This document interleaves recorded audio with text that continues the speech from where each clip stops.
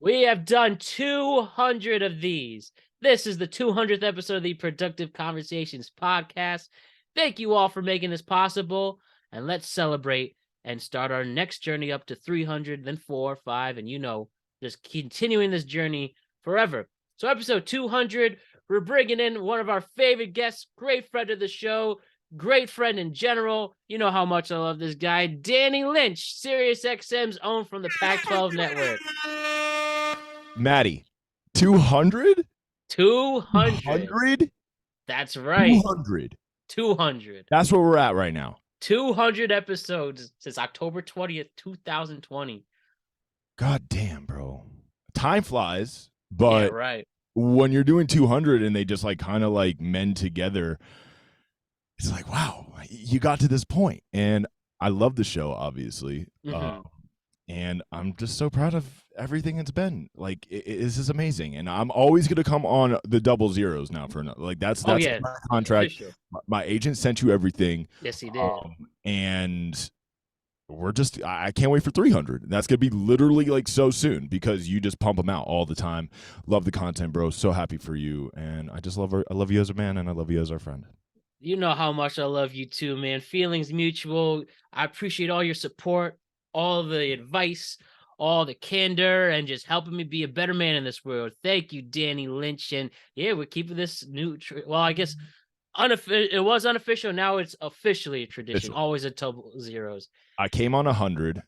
Yep. We talked about bar mitzvahs, weddings, all that type of deal. I still have the same exact take on that. I've gotten invited to like 40 more weddings since then. I think people saw the clip and were like, you know what, let's make Dan Lynch's life a living hell. And just like now coming to my cousin's wedding. Like, yeah, but happy for my friend's love. Yeah, man, I'm happy for it too. And we're waiting for it. It seems everybody's getting the jitters. And as we keep getting older, closing in on 30, yeah, you're just having more and I'm more. Almost there, dude. I'm almost there. I'm 29, and I feel like it sounds younger to say I'm actually 30.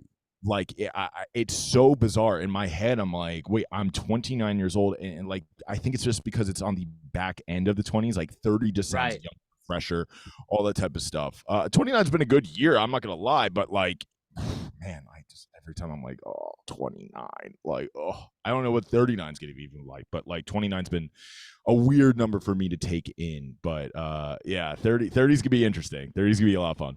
Yeah, and I'm right behind you too. And I just turned 28 a couple months ago, and it's really, one thing, we are still very young, and it's just still like, yeah, like every new year, it really, really, really hits. And then you look back, and I think that the more people I meet are the more younger people I meet born in the year 2000, and like my youngest brothers just turned 20. I mean, wow, this is really is catching up to you. I always feel like you start feeling old when in Madden you're making a player or anything like that, and your age range is like there now. You're like, oh yeah, 3 is an option. Like, wow. Oh no. Yeah, I have a little brother too. He was born in the year 2000, and it always just like reminds me of like, wow, like, so when you write the date down for your birthday, you put 2 zeros, and he's like, yeah. Wow, yeah, cool guy.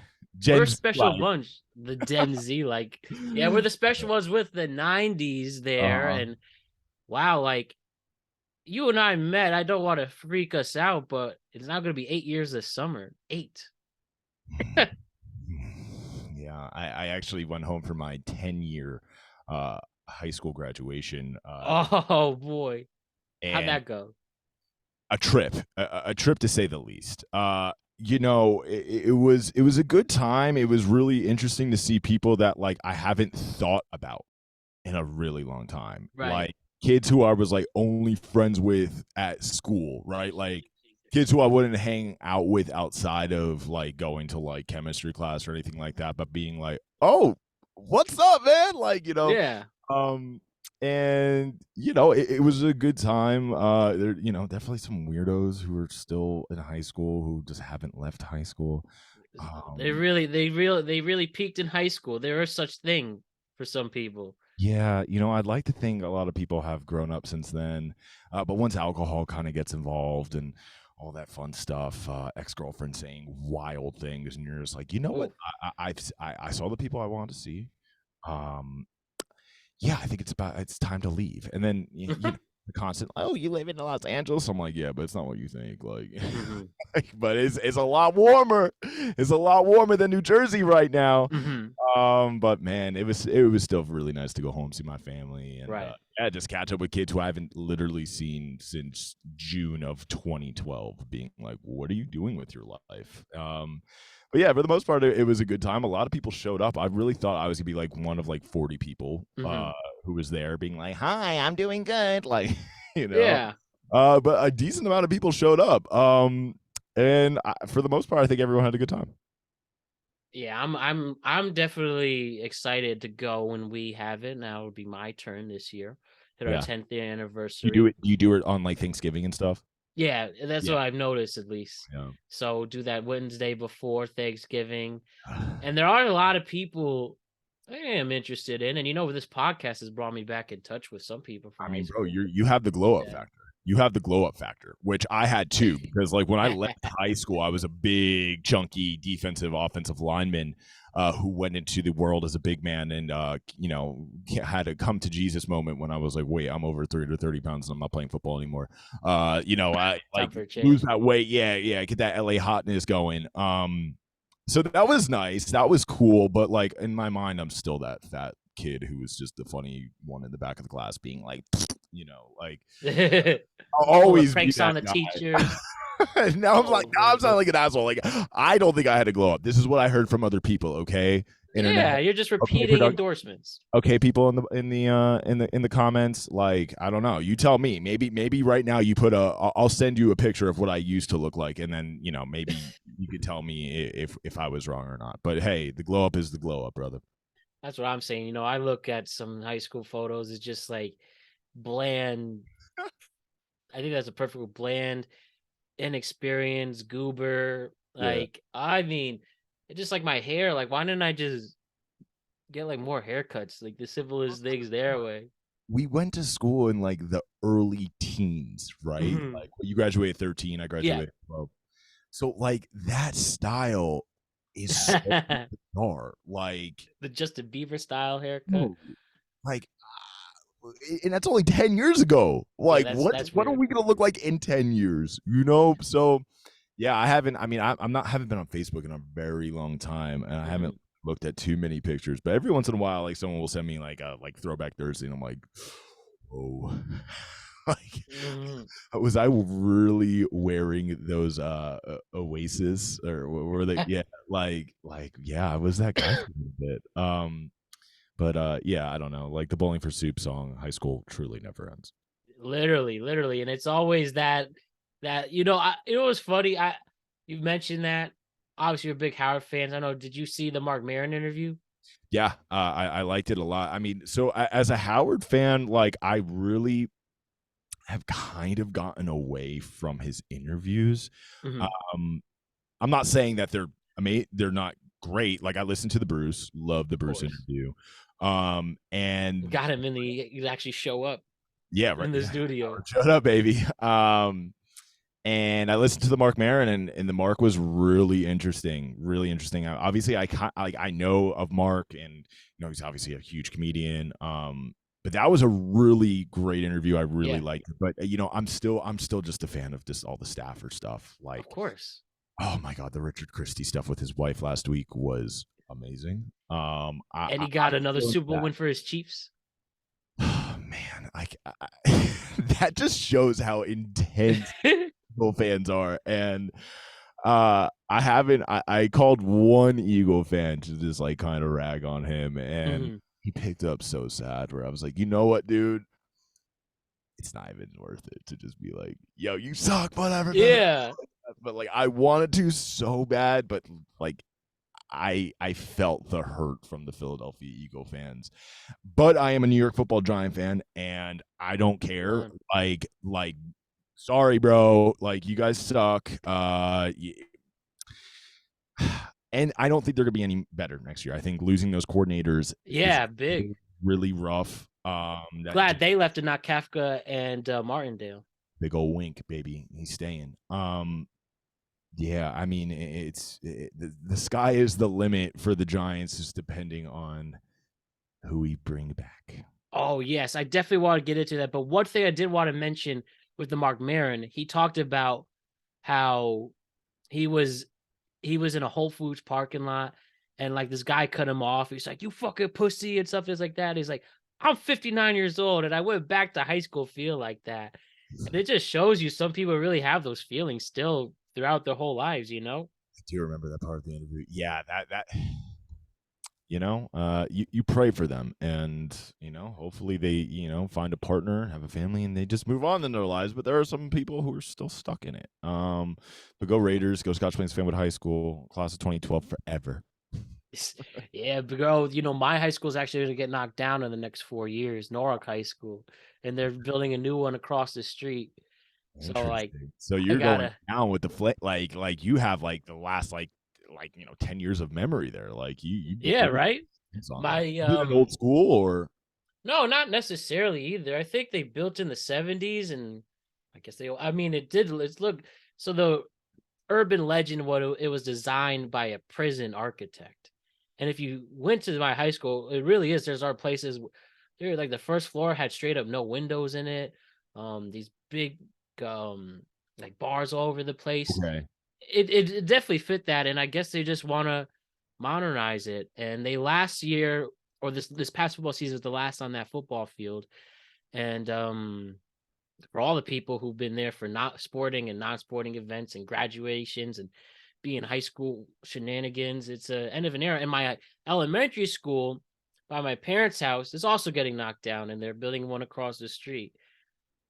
Well, it seems like people are paying their taxes in and we love that. Yeah, I mean, I think my high school's really old. I mean, they've added pieces to it. I believe my elementary school is still there. I haven't checked in a while. School one.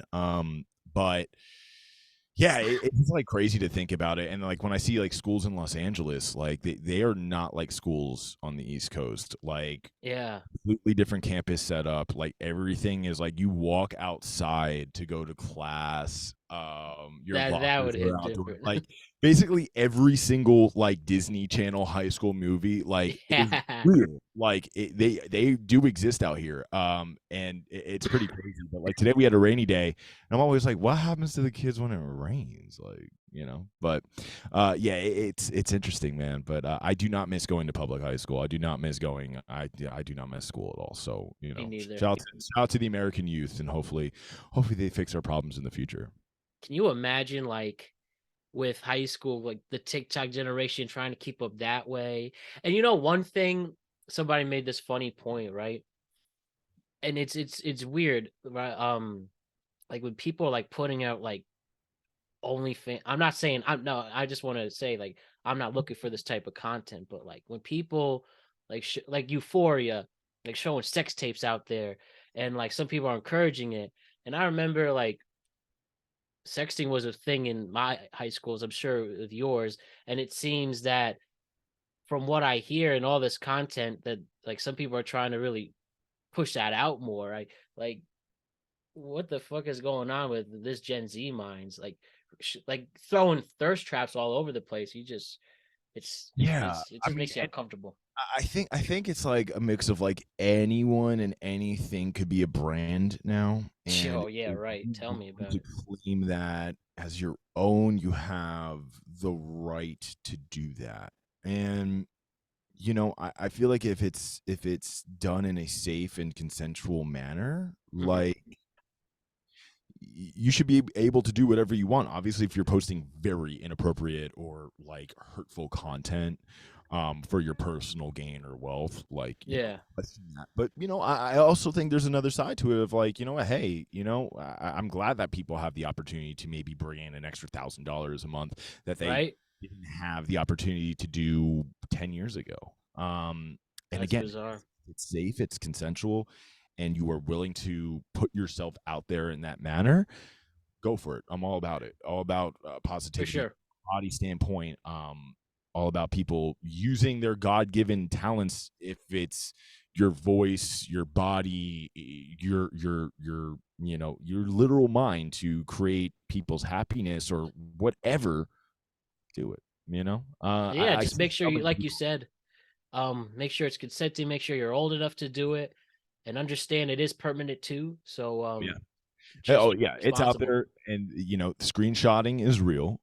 People who want to screw you over and blackmail, blackmailing has gone up dramatically within the last like 10, 15, I guess last Oh 5 years, yeah. and because people could like find you out really, really fast, and it's really scary. So yeah, I don't know. Living in Los Angeles, I see so many people like either at the gym doing TikTok videos or like Yeah. you like it's really easy. Like you see like, oh, like why do I know that person? I've seen them on my Instagram feed. Like, and then they're like Yeah, real. right. That happens a lot, especially in Hollywood. Where it's just like that person was literally on my phone screen, and now they are appearing in front of me at Ralph's. How do I read that? Sir, this is the self-checkout line. I only have 15 items, and you need to go on that side. And they're like doing like you know, like doing all that shit, and I'm like, oh. But hey, man, make your money, do whatever you can, take advantage of this crazy market that we call life. Especially now when there's just so much money to grab out there. And my last question regarding this, what do you think about those influencers who really make like they set up they that let me start. For people who make content and they make like quote unquote fake content or setting things up for like person on the street, like, you know what, I'm just gonna go and throw like a water balloon in their face as Yeah. if nothing happens. And then you could tell from like the camera angles. Say from like a scripted angle of them like creating like reality content, Yeah, like exactly. Like reality TV show content. And you know, one thing I guess they're proving their point. I am watching it. They're making the algorithm work. So who really cares if it's fake or not? And there's also the attention seeking people at the same time. But as you said, there's both sides to it. You might as well take advantage of it if it's out there, and if you're doing the right thing and staying consensual. It's an interesting bunch of this world we're yeah. trying to make it in. I think there's so many things that keep us entertained nowadays that like we're getting bored with the traditional attention grabbers and stuff like that. Like we have seen everything. Like you can Yeah, even right. Hollywood right now, like they have run out of movie ideas. We have created everything, right? Like Only Cocaine took Bear 100 years. Cocaine Bear is out right now.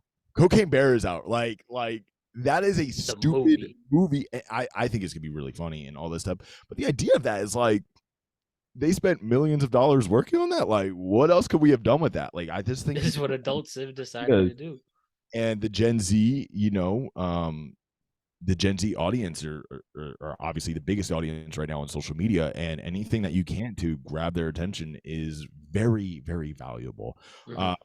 And sometimes we're trying to do that in the world of audio, from podcasting to radio to everything like that. Like, how could we be that attention grabber? How could we get you to come to us? So we're using tactics all the time, just to even try to get a little more people to listen to us. Right. And that's where it's kind of flowing to, and you just either have to adapt or you can't. And those who figure it out have done it for a reason. And it's possible to do it. Just keep trying. And that's what's great about all this content. It's yours that you own. You can always make a push for it. And you have nothing to lose to keep pushing it out there. So take advantage of all this space you got. Look at yourself 200 episodes later, bro. You were literally Yeah. the perfect example of that. Like, I don't know what your mindset going into it was of like, hey, let's just do this and go. And then you actually turned it into something. The only way to find out if it's going to work or if it's going to fail is actually physically doing it. Right. And I always tell anyone, like, young people starting out in media or anything like that, is the best asset you could add to a company is your availability. Best And ability is availability. saying yes, literally just saying yes, like, is one of the reasons why I'm at my position that I'm in right now, because I didn't have a life on the weekends when I was like, 22 to 26. Like, I worked every single day. Like, I didn't stop, and I feel like so many people who graduate college right now, and it's more expected to get into positions, and it's like, no, that's actually not how the real world works. So I always just try to tell people who are coming into media or anything along the lines of that, of just being like, patience is a key and availability is a virtue. Like, you just have to say yes, even though you're not going to want to. You might miss a party. You might have to get up at 6 a.m. to be in studio by 7 or anything like that. But managers and everyone like that remember those type of deals in order for you to move up in this world. So yeah, man, it's an interesting one, but I always try to be an example to young people coming into the industry, or anyone who is coming out of that TikTok world or content creation world and want to advance themselves more in media. And it's just like I said, just be available, say yes, and do it with a smile on your face. And you're a great example of that, Danny. I could go all day on. I have a whole list on why you're so you are where you are, but at the end of the day, you're just a genuine dude who really looks out for people, and you've got just a great spark while you do at the same time. And it's hard to find a genuine person like you, so we appreciate you showing that. Maddie, you're making me blush. Blush, Matt. Thanks, bro. Oh man, we're winning, making someone blush out here. And if you're missing out on a party or getting drunk, like, what are you really missing out on? You lose money, you miss out, you strike out trying to impress somebody, and then you just like, oh, might as well have used this time to advance myself so I can really enjoy it when you have the money and earn it, you know? Yeah, I mean, bro, I almost turning 30, like, I can't drink one night or 2 nights in a row anymore. Like, I just can't. Same here. Even if it's like 2 glasses of wine or like 1 or 2 beers, like the next day, I'm so tired. So, Yeah. I guess, take advantage of your body clock when you're young and party and live it up. But use your responsibility. a party has never got me hired. A party has never got a raise. A party, has never got me in the better graces of my bosses and stuff like that. So, it's worked in other benefits, but for the most part, from a work life standpoint, like, you gotta be there. You gotta be in the building. You gotta be in the mix, right time, right place, and what you do at that right time and right place. Take advantage of the 24 hours in your day, and it'll all pan out. And you're there for a reason. How many seconds is that, Matt?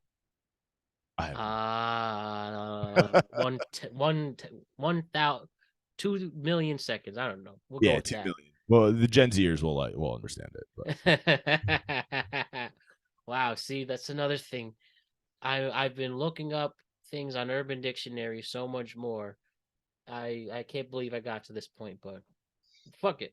Yeah, there's a couple of phrases that I'm just like lost, like, whoa. But I like no cap. I like that a lot. I say that a lot, and sometimes I feel old saying it. I'm 2 years late on that one. I still love saying lit. Lit's like, same here. It's lit. I mean, you literally texted me that. You're yeah. Like, or bet. Or one of the things I learned, a situationship. I didn't even know that was a thing. What's that? So so this is what it's described as. If you don't, just give me 1 second as I look it up. Okay. Situationship. Okay, can I guess what I think it is? You got it. I have it in front of me, but I think a situationship is what I would have called two years ago being exclusive with someone. Somewhat. The exact term right here, according to I don't know if is it too lame to do the dictionary.com version, or do I do I'll do Urban Dictionary. Yeah. Okay, this is what a situationship is defined as. Okay. I'll go with the top one. Or should I do the bottom? Okay. Okay, a situationship is a relationship that has no label on it, like a friendship, but more than a friendship, but not quite a relationship. So I guess a friends with benefits situation. A friends with benefits situation. What I have to say is what? like okay. So it's at the end of the day, it's no one committing, but you right? are to an extent. Yeah. You can't hook up with anyone else. We're in a situationship. I don't know if the exclusivity is in here, but they'll just come up with a new term after that. I did hear this term where I said it in the wrong context, and my little brother was like, "Dude, no, like that's not what it means." Sneaky link. Sneaky link. What's a sneaky link? So a sneaky link, I believe, is a like late night hookup. Oh, sneaky link. Look this up. Look this up. I could be wrong, but anyway, I sent my brother like a literal like link to an article, and I was like, "Dude, look at that sneaky link," and he was like, Ha! "No, like no." Look at this sneaky link. I was like, shit. But yeah. No sneaky links, I guess. Oh, okay. According to Urban Dictionary, right? They call it as when you and another person are fucking, but don't want anyone to know about it. Oh. Yes. Okay, that's what it is. That's what it is. So yeah, it's a cheating situation. Don't cheat out there. I'm telling everyone right there, is never worth your weight. You're gonna get caught. It's not worth the therapy. It's not worth anything. It's not worth explaining to your mother and father like what happened. Like, just be a good person. Yeah, don't have that on your conscience. It's never gonna go away. Don't be sneaky. You know the one thing though that's it's not me, but when you ever play the game, I like is it what did they put the hands up? And they put it down. What was that game called? Wow, I can't. Like I say. Oh, never have I ever. I have said never have I ever cheated on someone. Then you see who puts their finger down and start judging. Nah. Those are your boys. So you're like, oh, homie, come on, bro. But, man, live and learn, right? Seriously. So switch up a little bit, Danny. Mm-hmm. I want to talk to you about our beloved New York Giants really quick. And specifically, what's in the news lately? After the Giants have such an incredible season, 9-7-1, make it to the playoffs, win the wild card round against a Vikings team that, sure, some people call them frauds. Sure, some people didn't take them as seriously, but they were good and they made it there. But the Giants went into Minnesota and won. We know what happens in Philly, so don't have to rehash that. But now we are looking towards the future and seeing what Brian Daboll, aka the coach of the year, and where they can go from here, and see what Joe Schoen has up his sleeve. One of our first moves, bringing back Isaiah Hodgins. That's going to be exciting. And now, obviously, the big question: what is Daniel Jones going to do? What is Saquon Barkley going to do? And at this moment, it seems like Saquon Barkley is going to test free agency. And we are still looking and finding out what Daniel Jones is going to do.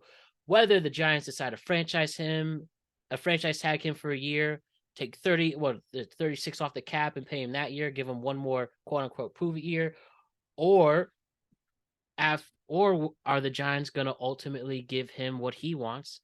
And allegedly he's asking for $45 million a year contract, whether that's 3 years, 4 years, or whatever. And first things first, Danny, let me ask you, if you're the Giants, if you're Joe Schoen, when it comes to Daniel Jones specifically, are you going to give him that $45 million a year? Not now. No. Daniel had an unbelievable year last year. Mm-hmm. Proved me wrong. I think he proved most of the NFL wrong, and he proved most of his competitors wrong, where they actually had to game plan for Daniel Jones specifically, right? They had to have a plan that was going to stop him, not him and Saquon Barkley as a duo or anything like that, like Daniel Jones. And I think when you're an NFL player and you have that threshold where a team has to game plan specifically for you, and there's only a few 4 or 5 guys maybe in the league who you have to do that for, you should be respected and you should get paid to the amount of money that you have. I'm not sitting here and saying that I don't think Daniel Jones is worth $45 million a year. I think he is. I just think you got it. It's worth it when you do this consistently. Yes. Let's do this for one more year in a row. Let's see if you could get to an NFC championship game, right? Because like a progression wise, that's where the next step would be. Could you get to the NFC championship game? And if you win that game, you go to the Super Bowl, right? I think if you franchise tag him, give him that bait, give him that kind of like, this is what I can be, this is what I can earn, let me go do that. You could probably even get more money next year if you do it. But I also understand it. I mean, listen, man, it's the NFL. It's one hit. It takes one chance for someone to come out and take your ACL out, and then you're gone. So I understand it. And I also just don't think like the Giants are really valuing how hard it is to be consistent in New York City and win in New York City. Eli Manning, Phil Simms, and that's pretty much. I mean, if you'll go Kerry Collins when they brought him to the Super Bowl against Baltimore. Shout out to my uncle Dave Brown. He's not on that list, but he did play for them. But anyway, it's really hard to win in New York City, and you got to pay a guy who could deal with the mental pressure of being the quarterback of New York, not the Jets. No, you're the quarterback of the New York Giants. Like, it's a completely different level to it. So that's really valuable, and I would give him one more year to really test it out. Yeah, really. you're on the franchise tag supporting side, and you know, with Saquon. And there's Saquon back, you can. Do you use? So that's my next question. There is, are you going to franchise tag Saquon? And we know the whole running backward deals with that. It took him after his ACL injury. It took him a solid 3 years to get back to form. And, you know, who knows what we're going to now, especially if offenses are shifting towards a running back by committee type of offense. There's a lot of legit questions to think about. Yeah, definitely. I mean, when it comes to Saquon, right, my real question is, okay, you could give Saquon that money, but what are you investing in the offensive line with Saquon, right? Like, you could pay him all that, and Saquon's amazing with a subpar offensive line. What happens when you pour some money into the offensive line with Saquon there? I think they're probably a guard in the center away from like being a top 5 offensive line next year. Yeah, I mean, look at what Andrew Thomas has turned out to be, and I think Evan Neal's going to have a better year. I think he's going to, like just most tackles in the NFL. It kind of always has to have like a whoa, this is what defensive end run and push and do all that type of stuff, and then they kind of figure it out in year 2. I mean, look at every single Hall of Fame offensive lineman. You look at their fresh or rookie years, and you're just like, what happened? I mean, it's a different speed, it's a different everything. Like, playing right tackle in the NFL is so hard to do, and for what Evan Neal did like this year, he's gonna progress, and he's gonna get bigger, he's gonna gain some more weight, and you know, he could be there. I think we're a guard in the center away with Saquon from being like legitimately one of the best offensive lines. So my question with Saquon is, okay, if you're gonna pay Saquon that bill, what's your next move? Because if you pay Saquon that, you also have to pay an offensive lineman, and maybe you now can't pay a defensive lineman. So like, what's the balancing factor? And do you think you could get the same type of production from a running back who is only making $3 million a year? You know, Miles Sanders only made $3 million last year. Pacheco was a 7th round pick from Rutgers. Are you, baby? Come on. You know I was repping, bro. Yes, sir. Such a great story there.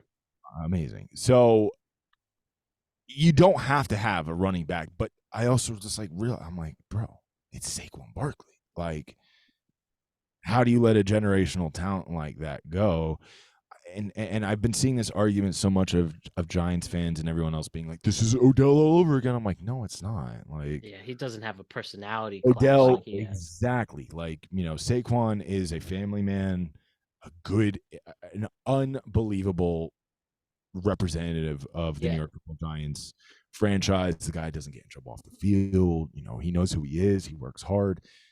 How do you let that go? You know, and my biggest fear, because anyone who knows Saquon Barkley, he's from the Northeast, went to Penn State, obviously, but he grew up a Jets fan. Yeah, I love Curtis Martin. That would kill me if I saw Saquon in Jets green.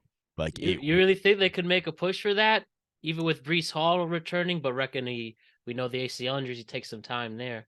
I think Saquon would probably be more willing to be like, I'll take a little less off to just like live out my childhood dream and be a Jet. Because like you got to think about the amount of money he's making just being in New York alone. Like, you don't get that in Kansas City. You don't get that in Jacksonville or anything like that. Just Saquon alone. I mean, Saquon, there's a giant poster of him right now in Times Square. Like, you don't get that anywhere else. So the value of him being in New York is massive. Just making the Pro Bowl too. So right, and I don't see him going to a small city to play. I could see him maybe in Los Angeles, but like you got to understand, people in LA do not look at the NFL like they do back home in New Jersey. Even with it, literally Super Bowl team last Super Bowl champions won in their home stadium. Like, dude, people didn't even know. Like, I'm not kidding. The MLS championship was more followed here in Los Angeles than the Rams Super Bowl win, and that is a straight fact. The parade was way bigger. There was more hype around it. That's just the way it is out here. Yeah, I've been to a Rams game, I've been to a Chargers game, and I've been to a bunch of USC football games, UCLA football games. There's more hype at the USC games or UCLA games, and that's SoFi Stadium, the best stadium in the country. And you feel bad for the St. Louis fan base. They really seemed heartbroken. They just got ripped. Of their NFL franchise, and I'm not sure. I think they're even still having legal issues to this day with the owner. Could be wrong with that, but I thought I read something like a while back. Kroenke? Yeah. Or they just hate him, and they put him on a. I'm sure it's a mix of both. Mm-hmm. Yeah, but like Art Howe ripping the Browns out of Cleveland to join to become the Ravens. I mean, hey, you make all that money. I don't think you care if you really hate it or not. Yeah, clearly, right? And, I'll just be real. I mean, St. Louis, Los Angeles, a bit of a difference. And they lost the Cardinals too. Maybe it's meant to be to an XFL franchise or USA. What do you think of the XFL this weekend? Hey, man. So I watched a little bit of the Vegas. What was it? Vegas and Texas. What was it? Dallas. I watched a little bit of that. Yeah, it was cool. I like seeing like AJ McCarron out there. Some Jim McCarron's girlfriend. That was what people talk about that. Bryant from the Steelers trying to make a resurgence. It's a cool time seeing the Rock jumping from country to country. My brother from another mother, Paxton Lynch, making a return again, and Josh and he scored a touchdown. Josh Gordon. Yeah, Josh Gordon. That it is cool, maybe legitimately can be a minor league system for the NFL and, give these people another chance. Do you think the talent's good enough to, make it some teams, or even if it's just a select few?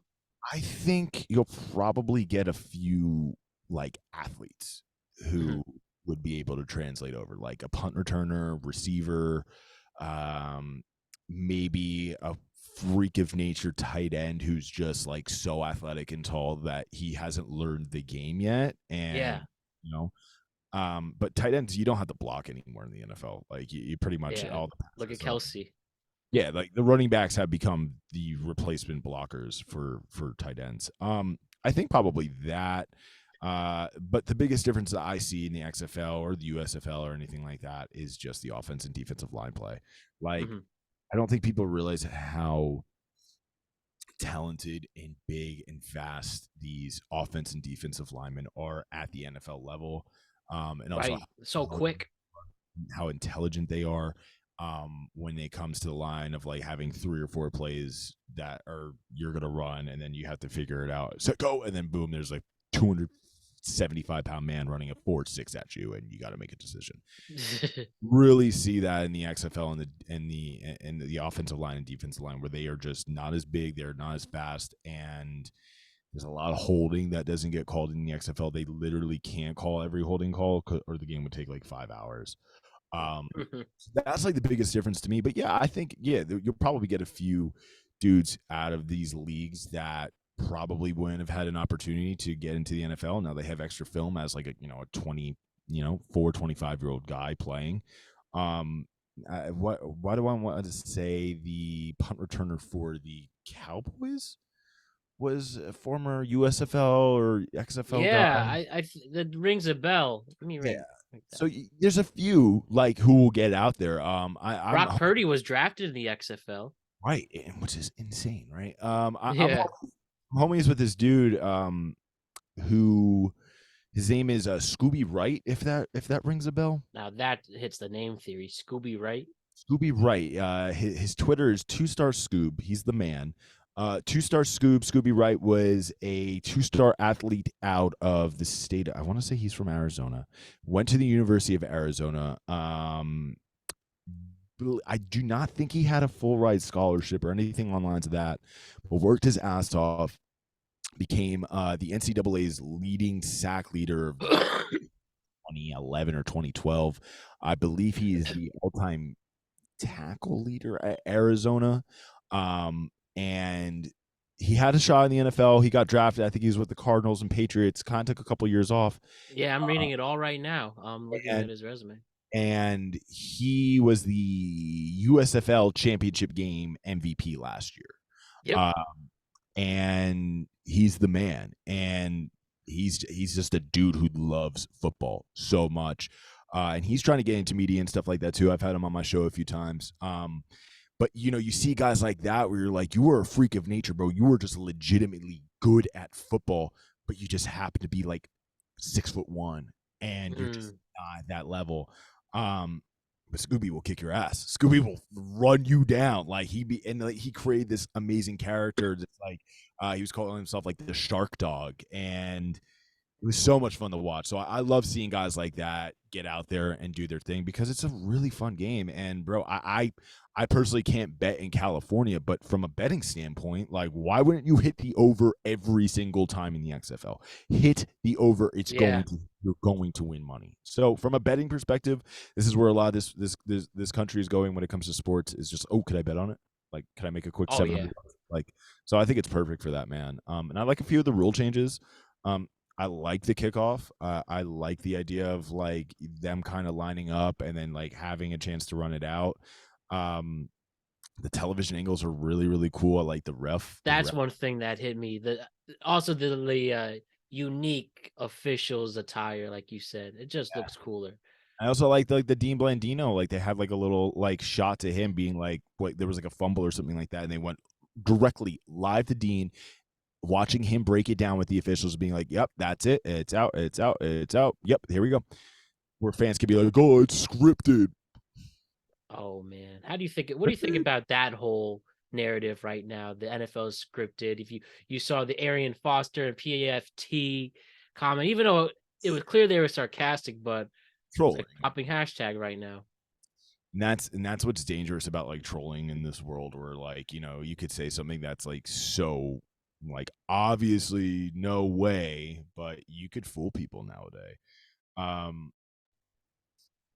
I listen, if you've ever met a professional athlete in your life, or anyone who's a competitor who's played at a Division III JUCO whatever, right? Like, I don't care the amount of money you could pay me. I want to go out there and lose.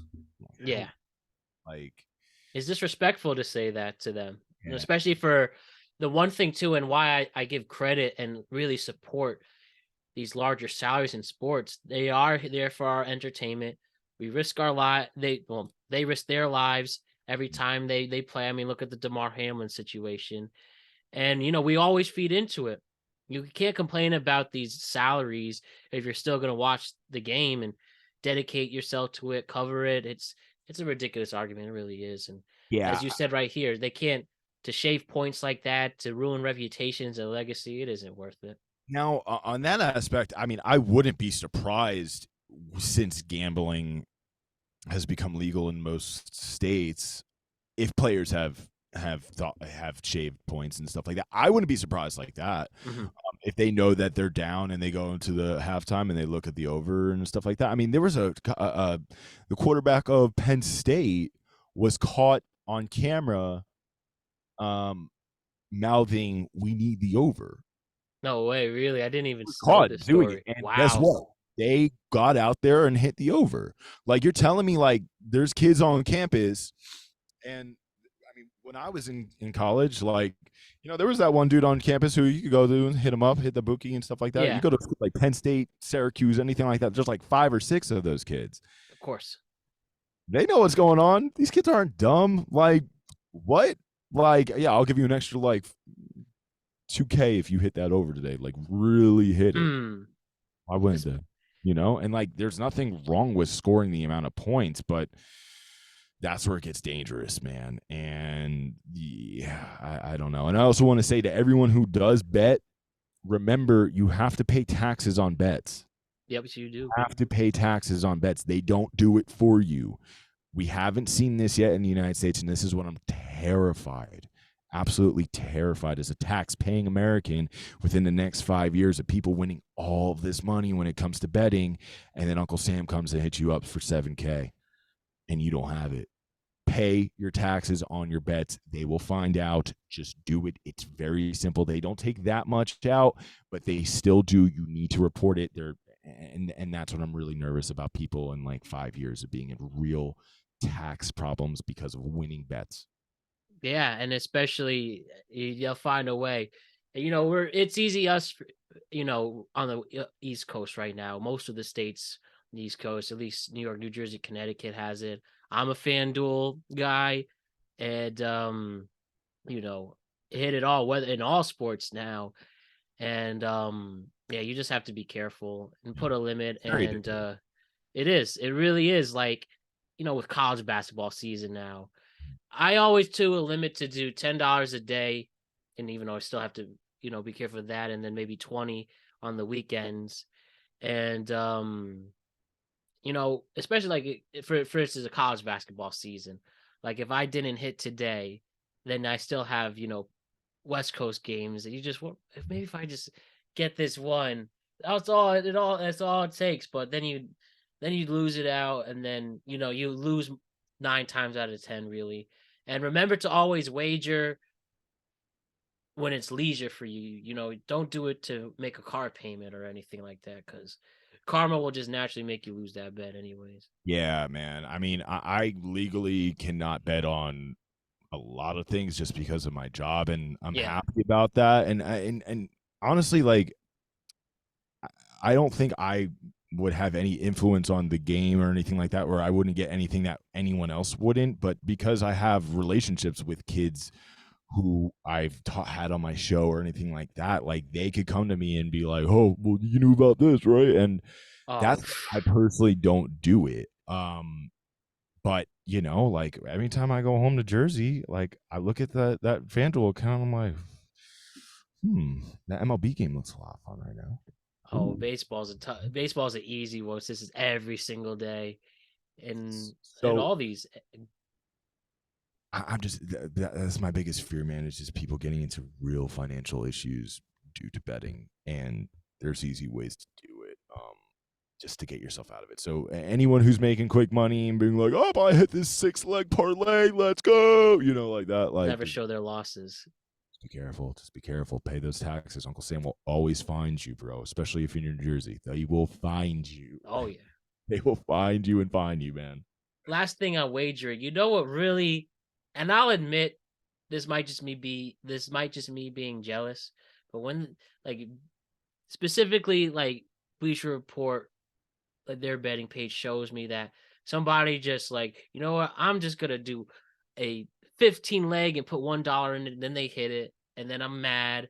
I was like, "Oh, it makes it so easy." I saw somebody made a bet at a random, like, it was a Jazz and Cavaliers game, and they heard a score on Seinfeld. They put that exact same score for $5, and if you hit a correct score, it's like plus 6,000, and he won like $600 out of it. Like, I know. And I always try to think karma gets to the right people. So, maybe that dude like walked an old granny across the street earlier that day. Yeah, right. Saved a cat from like a tree from falling down or something like that. Yeah, man, it's dangerous. But it's fun and it's addicting. And like, when you win, you feel like you're winning. You're a part of the team. Like, yeah, and there is a responsible way to do it, of course, but it is a vice, and just be careful if you have that gene. Like anything, yeah.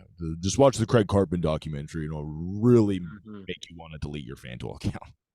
Oh man, don't get me started with that. Yeah, Craigie. Just do the right thing there.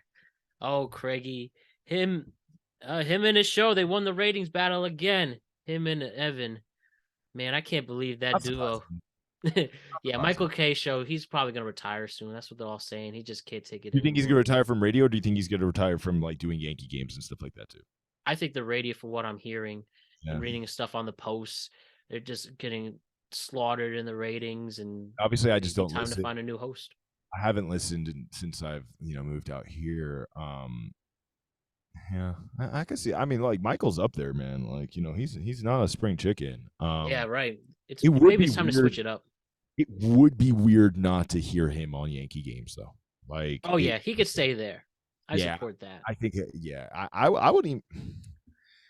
I don't know. I mean, who would you even bring in as a replacement host for Afternoon Drive at ESPN? No, for K. Games. I guess the only one I really like, Ryan Ruocco. He's really good at the Nets games, and he's done good baseball. That'd be my pick if I had to pick somebody. I'm just happy you just said that 4-letter word for the first time. NTS, the first time now, because it's as a Nets fan right now, I've this is the lowest I've been. Yo, let's get in that really quick. Danny, genuine Nets fan since the New Jersey days, and now this New Jersey Nets fan. Yeah, out to East Rutherford, checking him out over there at the Izod Center. Formerly known as the Continental Arena. Yeah, and then obviously from the Vince Carter, J.C. Kids days, Richard Jefferson, and this saga of Kyrie Irving and Kevin Durant. And, you add the James Harden and Ben Simmons and Steve Nash and all this mess of a franchise, for lack of a better word. It finally ended the Kyrie and KD saga. Kyrie requested trade. He's out in Dallas trying to do well in Dallas and earn a contract from somebody, see if he could coexist with Luka. Then Kevin Durant joins the Suns, and they have quite a chorus: DeAndre Ayton and Chris Paul, Devin Booker. And now you have Kevin Durant added to that with Monty Williams, who's a great coach, only 2 years removed from the finals. And we're just waiting any day now for Kevin Durant to actually have his first game with them. But on your side, it must be a hard pill to swallow to see how this all wind up. And let me ask an honest question. Do you feel like this was one of the biggest failures in the history of professional sports? And it just, are you almost embarrassed to be a Nets fan after what happened, or you're keeping your pride and staying loyal with the Mikal Bridges era? Yeah. I wouldn't say I'm embarrassed, because I am actually proud of a franchise that spent money and pushed and tried, right? Yeah. Like we tried to win a championship, and I really respect that, right? And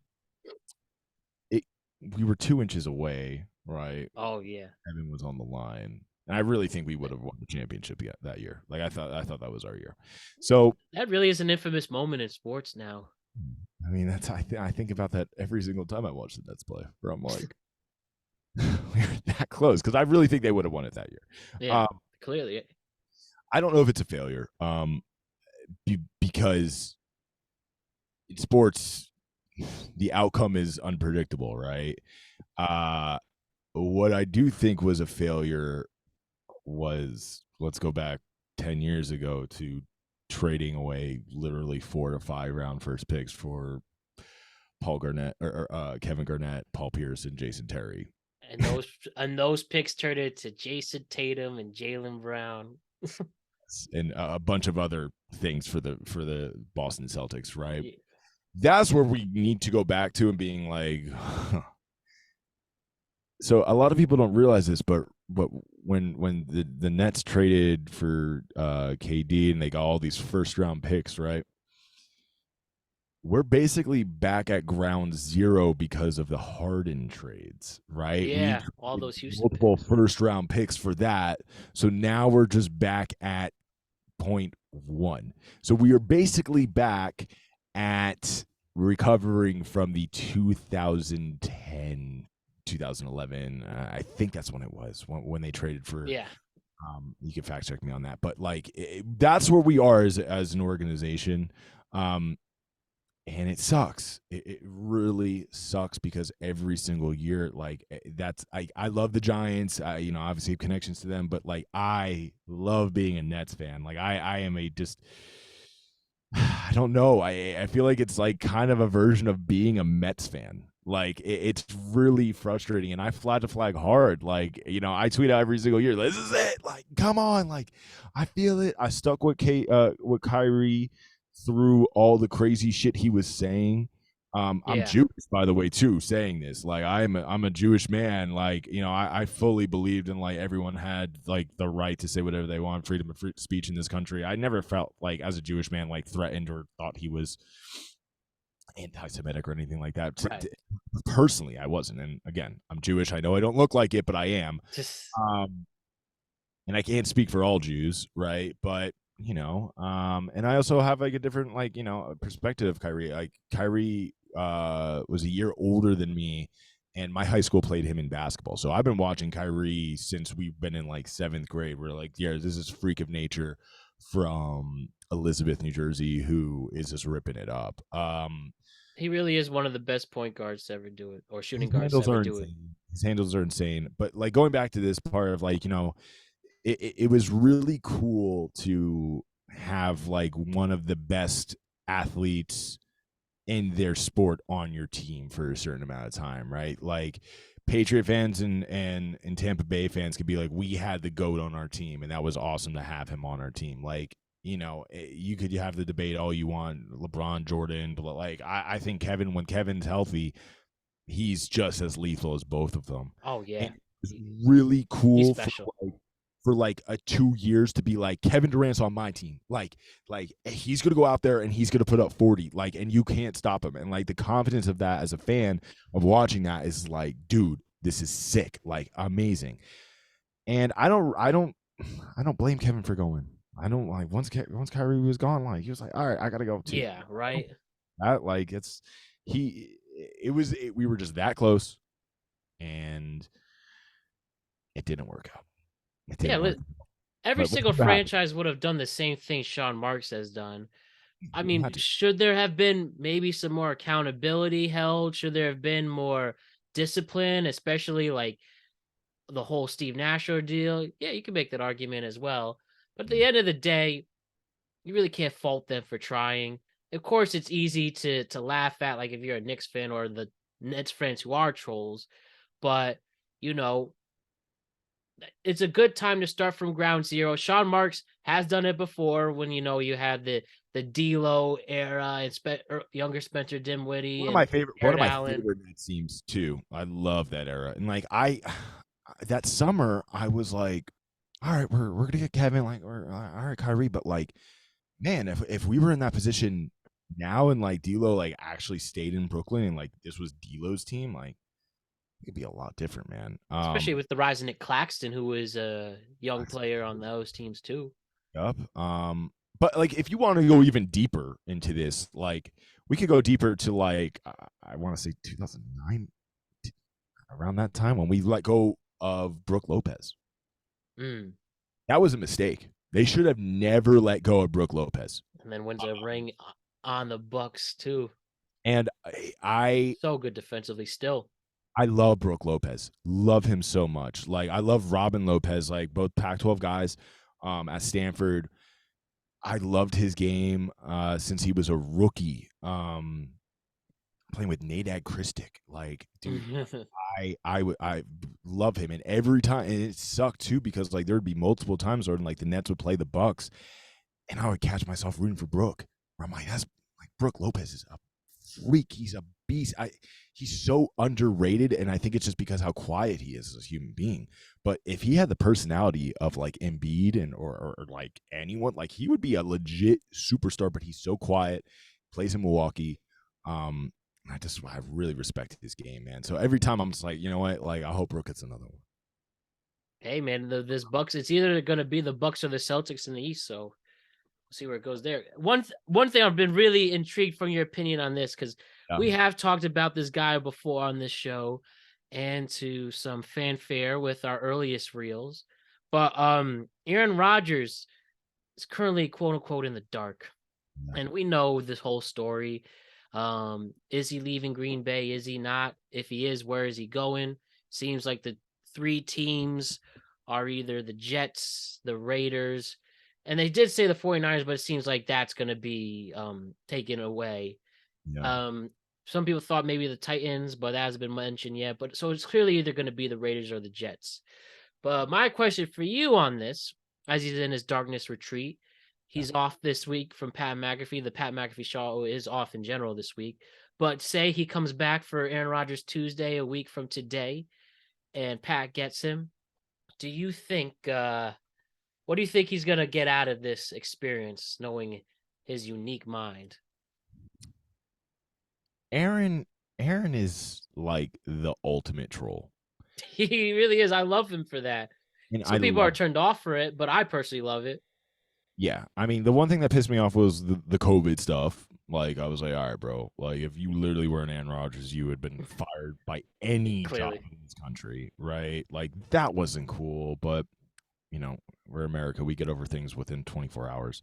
Right. So that's my only issue with, like, him as a media personality and stuff like that. Every time he's on the Pat McAfee show, I love it. I thought the interview I don't miss it. with when he talked about the darkness, it was just beautiful. It was poetry in motion. But, you know, listen, Aaron went to Cal. Cal is Berkeley. They are weirdos up there. They are hipsters. They are crunchy. Really? They are up there. Like, it's football players. Like, and it's all of them up there. They're brainiacs. And Aaron, people don't realize this. Aaron is a genius. He's very intelligent. He went to JUCO college, but then he got into Cal Berkeley. Like, you got to be very intelligent to go there. Like, it's basically UCLA, Cal, for the public schools in the state of California. They don't just take anyone to get in there. But I mean, I even say that about like Marshawn Lynch. Marshawn Lynch out of high school had like a 3.9. Yeah. Like, you have to be very intelligent to go there. So Aaron knows exactly what he's doing. Me personally, that money is guaranteed in Green Bay. Why wouldn't you go get that? You know, go get that money. Go finish out your career there. I don't think you're winning a Super Bowl in New York with the Jets. And you don't think so? No. And I don't think playing in the AFC West as Mahomes and Herbert, 40-year-old, he's like 40, right, Aaron? I'll confirm that in 1 second. He at least plus 36, right? Like, Aaron is up there. Why would you go do that, man? Like, no. I think the best path to him is in the NFC North. I think you could still, if everyone's calling the Giants frauds, they beat the Vikings, right? Like, right? Do that with a real team. And he's 39, by the way. Just turned 39. Okay, so he just turned 39, so he'll be 39 going into this year. Why go somewhere new? Why start over, man? Like, I get it to a certain extent. Maybe it would be good, a nice, refreshing thing for him to get out of there. But me personally, I think I would just go back to Green Bay and try to win it there again. I think for your legacy, you're respected more. And you are just comfortable there. If you've been somewhere for almost 20 years of your life, like, going to change that up, like, real quick, like, you know, is that gonna be the same exact thing that happened with like Brady and stuff like that? Like, when he went to Tampa and then won? Like, I don't think that ever happens again. I personally would stay in Green Bay. It'd be interesting to see him in New York, just to see Aaron Rodgers with the New York media. Oh man, that's why I would selfishly like it. But one veteran quarterback other than Vinny Testaverde, who's come to New York as a veteran quarterback and won. There's literally none. I literally just saw a report yesterday. You know, the last 13 quarterbacks for the Jets all have under 500 records. Mark Sanchez, Ryan Fitzpatrick, obviously Zach Wilson, Josh McCann, Michael Vick was technically played a few games. He started for the Jets. Yeah, it doesn't work there. Brett Favre. There you go. And I agree that I think if he's going anywhere, he goes back to Green Bay. It's just because he's such an enigma and his mind's out there. It wouldn't necessarily surprise you. He's like, wow, I need to go somewhere else. If he wants to go back and hang out with his boy Devontae Adams in Vegas, be interesting. But I think it makes sense for his career and for the guaranteed money to like if you go to Las Vegas, bro. If you go to Las Vegas, there's no state income tax there. Oh yeah, that's all straight to your pocket. And then the other thing too, there are these reports that allegedly the Packers themselves want to move on from him, and they're interested in giving Jordan Love a shot. But again, these NFL insiders, they just really put shit out there just because. So I don't think we're probably going to hear anything from that standpoint until the draft. So you're just going to see, other teams trying to move around and being like, maybe we could do this. But like, what has surprised me, like, it's Aaron Rodgers being Aaron Rodgers. Like, wouldn't it be amazing to see him on like the Bears? The Bears specifically, that just keep the Packer tradition going, go to a division rival. Yeah, like Brett Favre did go to the Vikings before he came to the Jets, I believe. Other way around, Jets first and then Vikings. Brought to the NFC Championship and running down the field, and then they have the what was it, like a Jonathan Vilma interception? I don't know. He threw a typical Favre interception, and that ended his career. But that was Bountygate too, where they were like literally trying to kill Brett Favre and Greg Williams. Yeah. But you know what? Like, I always felt bad for Brett about that, because I used to work with Brett on NFL Radio, and Brett, listen, man, like, I do not support anything that he did. With the whole Mississippi fun or anything like that. But Brett's a nice guy. He's a nice guy, and I felt bad for him. But now I don't. Oh, it's like, you piece of shit, bro. Like, yeah, it's some ugly accusations on that one. The real sports segment that they did on it really opened up my eyes. Oh, I gotta see that. I didn't see really Real Sports, such an underrated show, even though it's been on forever. Amazing. I mean, Brian Gumble, like, sometimes when he's like sitting, like, waiting for them to come back, and he's like reading something, he's like, next up, I'm like, all right, Brian, chill out, dog. But yeah, no, it's a great show, man. They have some really eye-opening stuff. I think like the best seasons are probably from like 5 or 6 years ago, but yeah, they have really good stuff. But yeah, that it just opened up my eyes to, like, what the American South actually looks like, in states like Mississippi, Arkansas, and like parts of Georgia too. Like, rough. And you don't need somebody to keep taking away the funds to make it more millionaire bribing other millionaires to screw over people who make like literally $4 a day. It's really sad. And then this whole thing with like him trying to sue Pat McAfee, it's like, bro. Yeah, and Shannon Sharp too. I did love Pat's response to that. Fuck it, I'll smile in the courtroom. Mm-hmm. Yeah, I just love Pat McAfee. Did you hear when Pat was talking about this guy named Dan Lust, who is a sports attorney lawyer? I did not. Dan's a good friend. He comes on my show every once in a while. No way. Yeah, Dan. Was this week? Or this past week? Last week, Thursday or Friday? Yeah. One of those days, maybe Wednesday or whenever the lawsuit came out. Dan was like just giving him legal advice and all this type of stuff. And Dan, Dan would be awesome on this show with you. I'm gonna make that happen. But please do. I always love sports legal experts. Dude, you don't see them a lot, but they're just you'll get a lot out of them. Yeah, let's talk about that off there. It's a crazy world. Wait, dude, do you mind if we pause for a second? I gotta piss so bad. Yes, we'll be right back with Danny Lynch. All right, we're back with the greatest of all time, up there in the Mount Rushmore of cool people, Danny Lynch. And one thing I did want to ask you, right, since you are part of the Pac-12 network and you clearly have a good perspective of what's going on, we always like to talk about in the NFL or NFL prospects who's going to be the next big thing. Yeah. The last next big thing was Trevor Lawrence, and in 2 years he's led his team to the playoffs and made it to a division title game. So people hit on that one. The next quote-unquote can't-miss prospect, people say, is Caleb Williams, the quarterback for USC, who is entering his senior year this upcoming season, right? or is it his junior? He's entering his junior year, his true junior year. Yeah. And some people think that he will declare for the draft next year if all goes well. I would think he would be the first overall pick if he decided to leave next year, 100%. I think he would probably been the first overall pick if he was allowed to leave this year. Caleb has a rocket arm. He has the best footwork I've ever seen from a quarterback ever.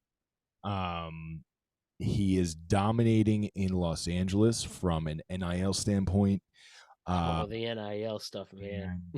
Has become USC's football savior, right? And Right. that is such a hard task to do.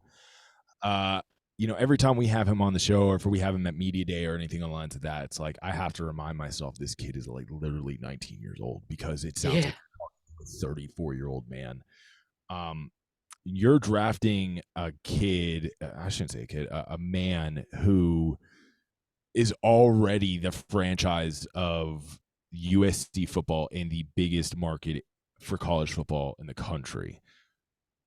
Going to a team like, let's just say, for example, like Jacksonville or like who would probably be willing to draft, like Tennessee or something like that. Like that is so like the Colts who need a quarterback now. Yeah, like he is already prepared for all that type of stuff. Honestly, just a class act, constantly buys all of his teammates and the rest of the athletic department like cool things. Like he signed a deal with Beats by Dre and he bought every single athlete who is at USC just Beats headphones. Like everyone on campus has. Yeah, I heard he's been very generous with his NIL money. Very generous. He lives in probably like the coolest apartment in Los Angeles. Granted, it's in downtown Los Angeles, but it's close to USC's campus, so I get it. But like his apartment's insane. Nice. He lives like I believe he lives in like the tallest building in Los Angeles. The guy is a freak. The guy is awesome. Here's my deal with it. I think sometimes we get so caught up in these type of quarterbacks who play in very easy systems that necessarily don't translate over to the NFL. Perfect example is Baker Mayfield. But Caleb is 10 times more talented than Baker. And Caleb's a gamer. Caleb cries after games. Caleb sometimes doesn't show up to post game stuff. Like he gives a damn. He cares. Yeah, like he's not messing around the night before. He's not doing anything like that. Like he is like I told you guys it's like 2 seconds ago. Like he is a 34-year-old man playing college football, but he's literally 20 years old. So yeah, he is the future. I'm not a big fan of comping people because I just think it's so unfair. Right. But when you look at his traits and you look at his arm angles and you look at like some of the times when he's on the run, like he reminds me of the dude who just won the Super Bowl, Patrick Mahomes. Like he does. And yeah, any team that drafts him, you're drafting a guy who probably can get you to a Super Bowl. I pray that it is not the Commanders in a year. He is from DC. So that connection there, like he could be like the hometown hero, especially especially when a new owner comes in, and if it's an aggressive billionaire, they'll try to figure out any way to make it possible. The worst Dan in the world, a terrible representative name, Dan Snyder. But well, there's actually two. Isn't there two Dan Snyders who are horrible? Like, isn't the guy from Nickelodeon? Is that also his name too? I think that's Dan Schneider. Schneider. Okay, well, still another terrible. So I'm trying to clear the air of those Dans, right? But yeah, Caleb Williams is a can't miss. I mean, I wouldn't be surprised if he won back-to-back Heisman's. He's capable of doing it. But there's a lot more film on him now, right? Like these Pac-12 coordinators are going to try to go after USC so much, especially the 10 teams who are remaining in the pack after UCLA and USC leave. They're going to be going after him. They're going to be blitzing them a lot more. And, there's still a couple of flaws to his game, but, he was literally a sophomore last year, like at a brand new school and a brand new, like literally moving from Lincoln or wherever Oklahoma is, I can't think of even where it is, but yeah, coming from Oklahoma to Los Angeles, like the guy transitioned better than most people would, like transitioning to LA as an adult for their real-time job. So Yeah, right. I love him. I think he's going to be a freak of nature in the NFL. Size-wise, yeah, a little concerning. He is bigger in person when you see him. And yeah, I think he's just like kind of like that new next generation of like Gen Z athletes in the NFL. A lot of people don't realize this, or we talk about this mostly on the West Coast, but Caleb paints his nails every single game. Does he really? I didn't know that. Yeah. His mom is a former nail technician, and he pays respect to her. And yeah, during and it kind of backfired a little bit, right? So he was painting his nails, and every single time until he lost to Utah in the Pac-12 championship game, he would write "fuck Notre Dame." Yeah. Like, say that on his nails, and he had "fuck Utah" on his nails in the Pac-12 championship game, and they obviously lost. So, but this is the type of stuff that you have to learn in college, right? To get better. And as you said, he's only 19 years old. So yeah, exactly. So like, I don't know if that stuff's gonna fly in the NFL, but you get away with it in college. Yeah, he's been great for I think the entire growth of college football. I think college football grows when USC and UCLA and other major market teams are doing really well. So he's helped the fabric of it all. Yeah, he's only gonna get better. There's a couple plays that I watched last year, especially there's this one play where I think he ran like 85 yards just to gain 20 against Notre Dame last year. You got to see this play. It's insane. Like what he was doing, chopping people up, also still looking down the field and being like, okay, that's my X route. He should be here. And then boom, he was right there, threw the ball in the money. You can't teach that. And anyone who gets it, man, is going to be a very lucky franchise for a very long time. I mean, I have him higher than Trevor Lawrence. Ooh, okay. I have him higher. Man, I mean, it's like I said, it's so hard to compare, but like other quarterbacks who came out like Zach Wilson, like remember we were all like ruling over him, like he puts it away. And I saw Zach play a few times in college too, and I thought those same exact things. I was like, this kid's gonna be legit too. What a culture shock. Doing it at doing it at USC versus BYU or even Clemson, to say the least, is completely different. If you could do it on this stage, then you're really ready for that next level. So would you? I mean, what's the word I'm looking for? It's not that we support tanking, but say a team doesn't meet expectations, it might not be the worst thing in the world if you could get Caleb Williams. Or do you just tell him tank, lose for Caleb, come up with some jingle for it, or tank for K. Yeah, like when they did suck for Sam, right. That didn't work out, or stuff like that. I mean, listen, man, you gotta do what you gotta do. It's a business at the end of the day. Yeah, right. Like if you could get that, but I would like to think that teams don't do that, but obviously they do. Yeah, let's be real. Yeah, I think God honest opinion, truth serum, yeah, he's worth it to take. He's worth it to take. Worth it to take, man. 100%. But I heard there's a quarterback at Wagner who's like just as good as him. So, that's what we're saying. He might be a steal. He might be a steal, bro. He might be a steal. Hey, man. Cooper Kupp came from the FCS. Go, baby. Come on now. There's plenty of other examples. And let's see some love for Tommy Brown as he makes his push to that starting role. Hell yeah. So just a couple more things before we wrap it up. You a golfer, Danny? I don't know if we ever discussed this. You like going on the links in this time of your life? I was a golf caddy in high school from really? grade to I did it in college too. I think I have such a negative condensation or a negative memory of being a golf caddy when I was so hungover, showing up, carrying clubs for 5-6 hours, getting yelled at, losing balls. I mean, listen, I got paid pretty well and it was all cash, dog. Like, man, I think about that a lot, being like, maybe I should go back to Echo Lake Country Club and get a few rounds in because it is worth it. Let me tell you that.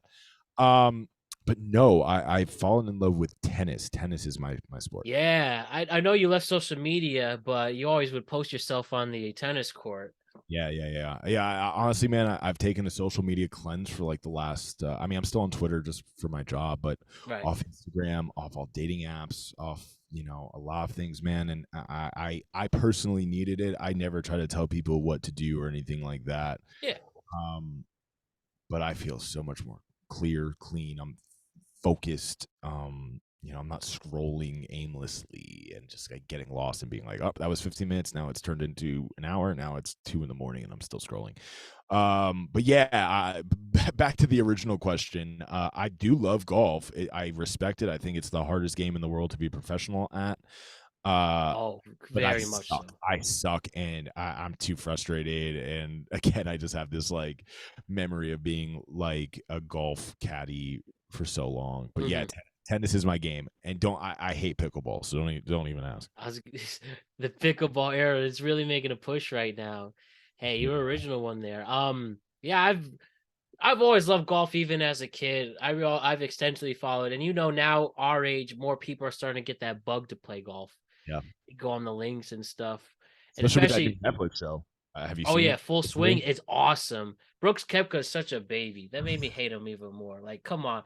I loved how it was filmed about him saying, "Damn, it was such a hard decision." He shows his drop dead gorgeous girlfriend walking around with his live golf money, and Yeah.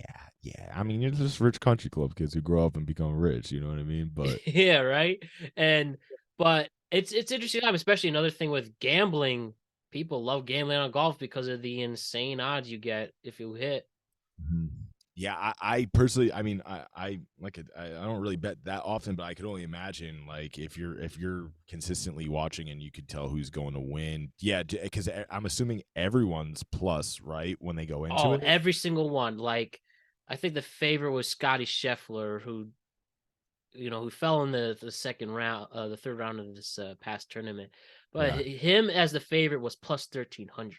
So Oh, so there the you go. winner that was probably plus 4,000 or something like Yeah, that. John Rahman, he's a big game in golf now, but yeah, he was probably, I'm assuming he was like probably like plus 2,500. So Right. Okay. Yeah. there you go.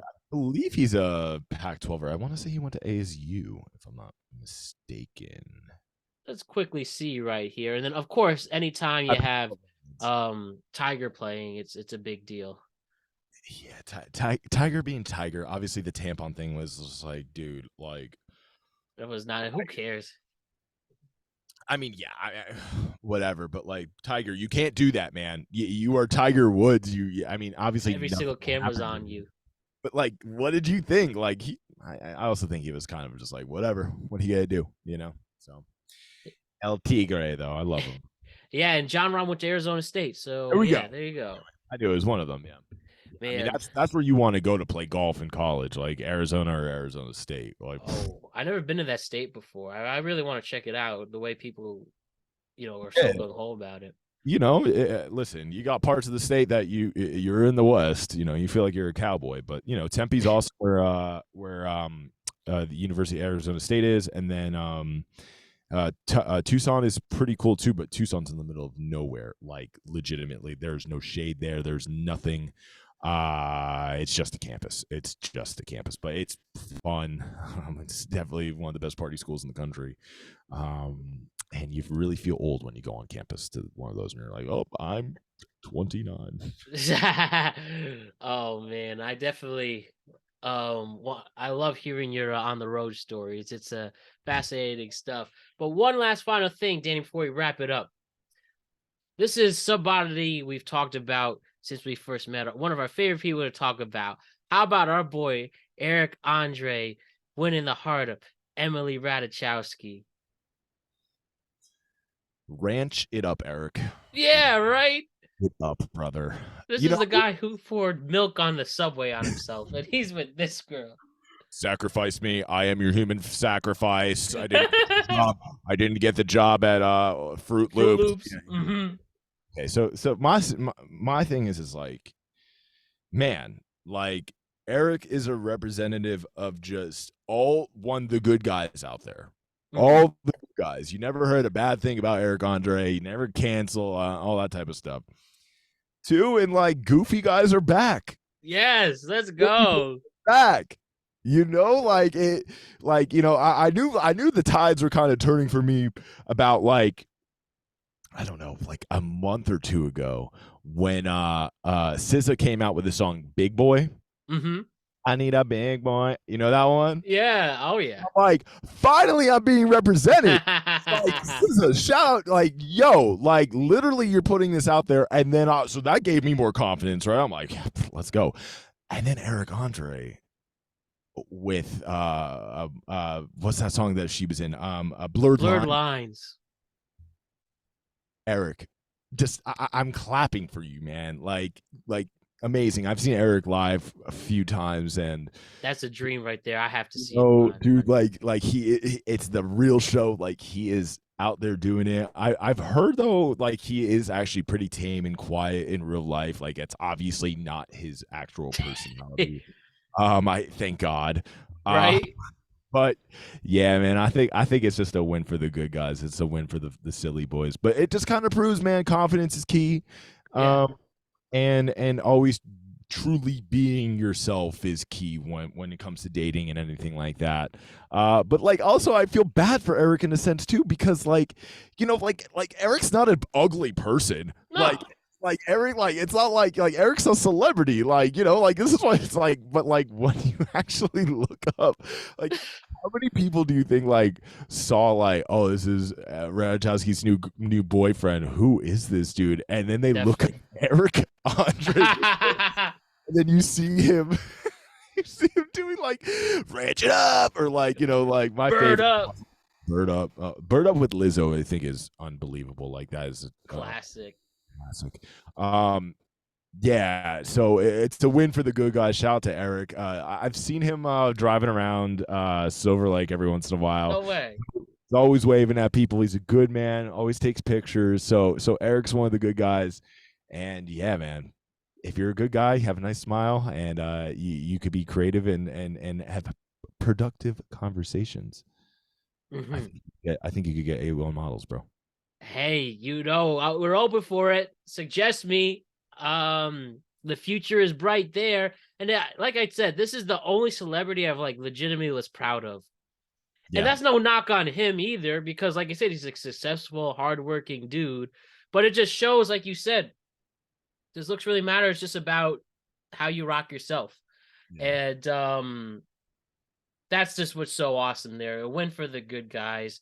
And yeah, like Eric Andre is one of the few people who genuinely makes me laugh.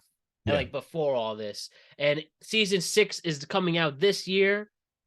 And he got, so I know one person who was working on it. No way, with the secret project and stuff. She didn't tell me anything, but the only thing that she did tell me was Eric got jacked. So like, no way, like a buff Eric Andre doing that shit he does, like that's what the show is like evolutionized, like. So yeah, I can't wait for that, man. I hope that show never dies, man. And he said he probably won't, because Adult Swim will let him do what he wants. This is like 3 years in between seasons. He could do his thing. And I laugh about the jacked part, because he said there's one year he just got extra fat just because there was one season he just didn't shower just to see how cut his nails. Yeah. Oh my God! This guy's a genius. The flat hair, the Cat Williams hairstyle. Yeah, dude. And then he was bald for another one. And I loved his Bad Trip movie.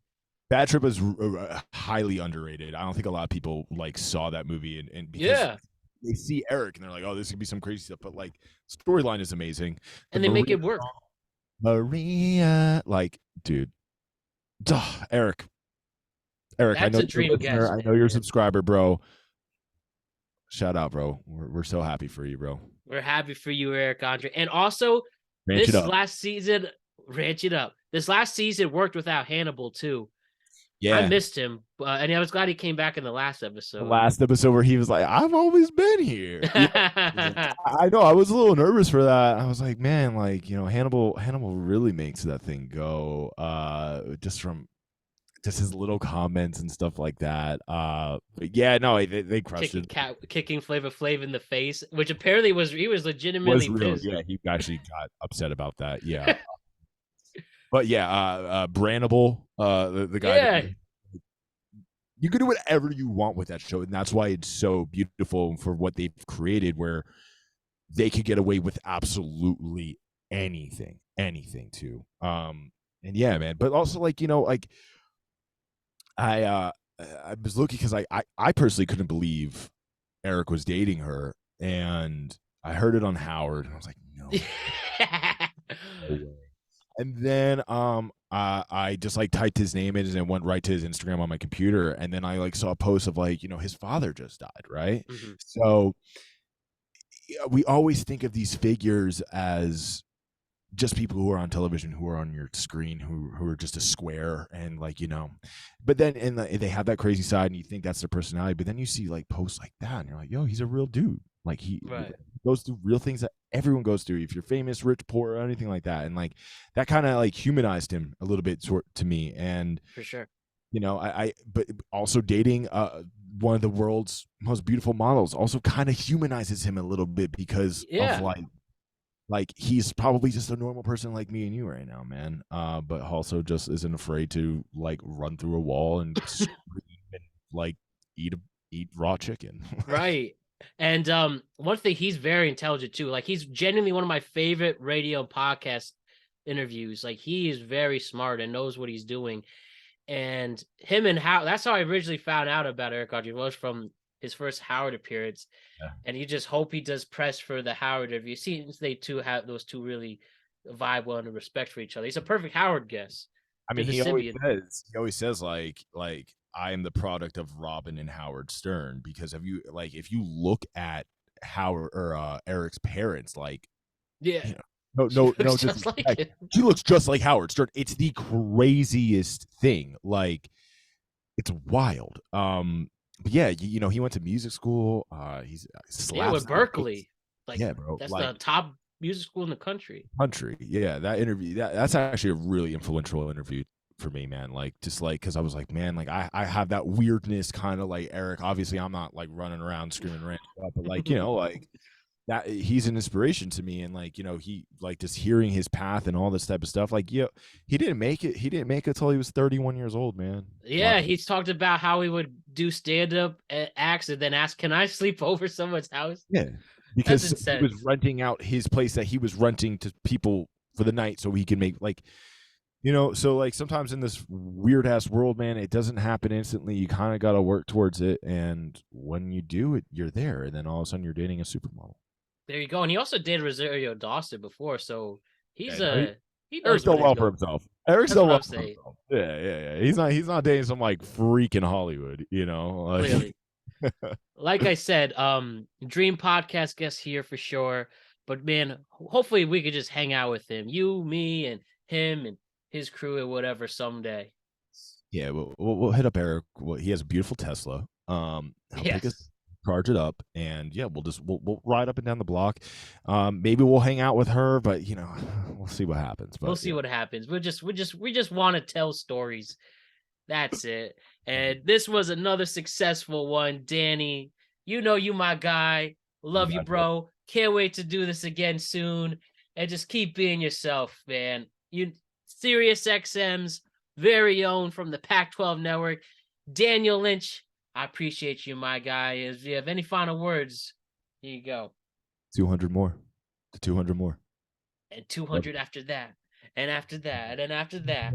After that, Maddie. Crushing it, bro. Love you. Love you too, my guy. Thanks again. Danny Lynch, everybody.